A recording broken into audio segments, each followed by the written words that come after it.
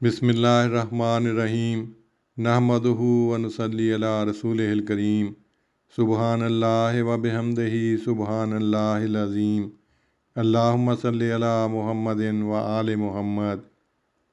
حضرت ابو قتادہ بن ربیع رضی اللہ عنہ سے روایت ہے کہ رسول اللہ صلی اللہ علیہ وسلم نے فرمایا، اللہ تعالیٰ نے فرمایا، میں نے تمہاری امت پر 5 نمازیں فرض کی ہیں، اور میں نے اپنے پاس سے یہ وعدہ کیا ہے کہ جو انہیں ان کے اوقات پر پڑھنے کی پابندی کرے گا میں اسے جنت میں داخل کر دوں گا، اور جو ان کی پابندی نہیں کرے گا تو اس کے لیے میرا کوئی عہد نہیں۔